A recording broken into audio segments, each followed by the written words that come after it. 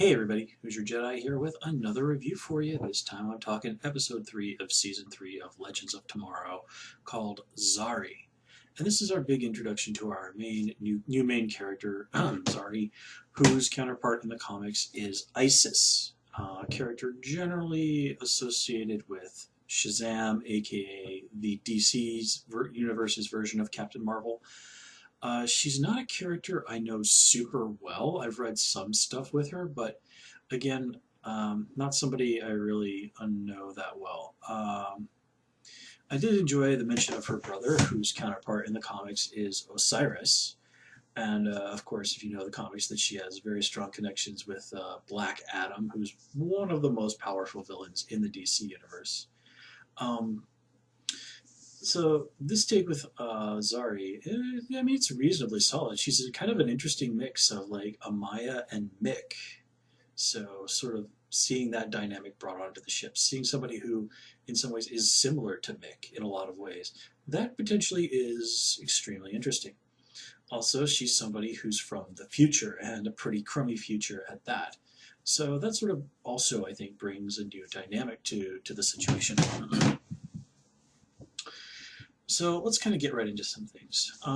Nothing really huge to say about Stein this episode. The only thing about him really that jumped out at me was he repeated that old saw of "Don't wake a sleepwalker." Okay, there's no proof that this is in any way harmful to somebody who's sleepwalking.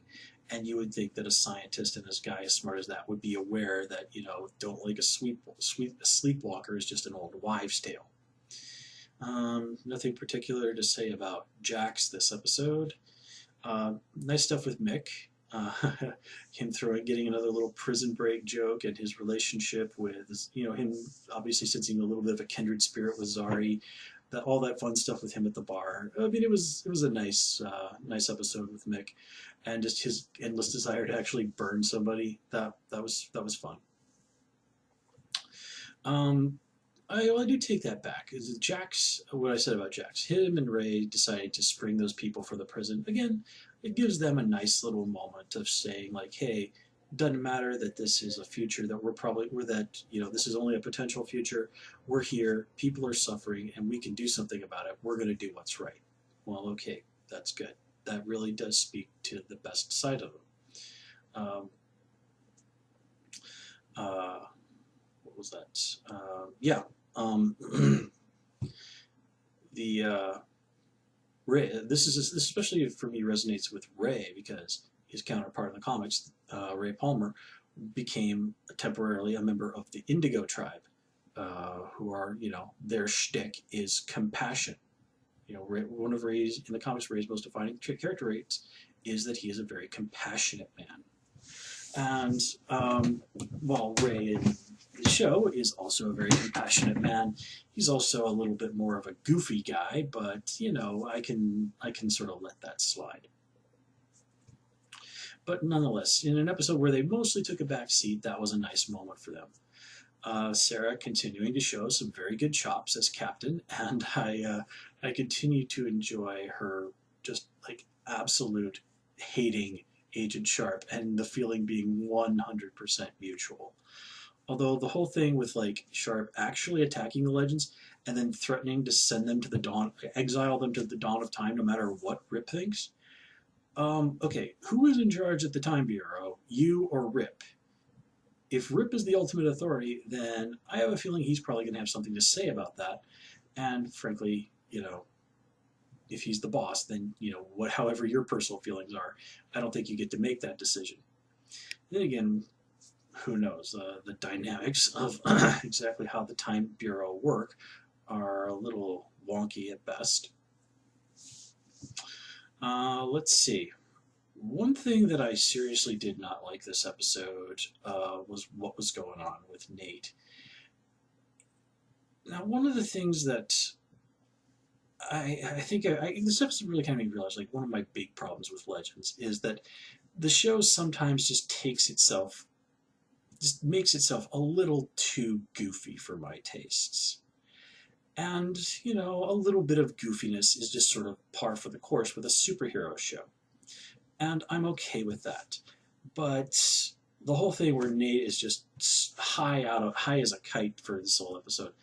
Like every moment of that, I was just shaking my head. It's just like no.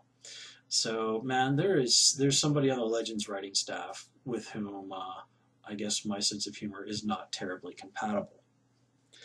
Amaya kind of getting things back on course though with her totem. Okay, that's cool. I did like that. So Kuasa, again, showing herself to be a pretty formidable character. I did like that. And that moment where she's like, "Oh man, if you weren't my grandmother, I would so want to kill you." That was a good moment for her. And also, you know, she's got this guy in the super suit, and she has the power to freak this dude out. I mean, she freaks out Ray, and Ray is a guy who's seen some stuff. Yeah, and you know, also you'd think that he would have something in his suit that could probably deal with a person that was made of water, or you know, come up with something. But here he basically gets his butt kicked, and probably should install something in his suit that makes it so that other people really can't take off his helmet. That's not a good idea. Let's see. What else? What else? What else? Hmm. Uh, no, honestly, I don't really have that much else to say about this episode in particular. I mean, it's a solid episode. There are nice moments for everybody, but I think at the end of the day, it was really just like the excessive goofiness and that, yeah, basically it was just like a little too much goofiness with Nate that really brought this episode down for me. So Nate will no longer be high next episode, so hopefully for me things will go a little bit better next time around. And hopefully we kind of can move the plot forward a little bit now that we've got our new team member and just sort of see ultimately where are things going. Because I do think a little bit more of an overarching storyline is what the show needs right about now. We've gotten our teases and stuff, especially with Kuasa, but I think it's time for some real meat. Anyway, guys, I'm going to call it here. As always, please comment, rate, and subscribe. And of course, you can follow me on Twitter at Hoosier Jedi and also join me on Tumblr at Jedi Reviewer. Until next time, take care and have a good one.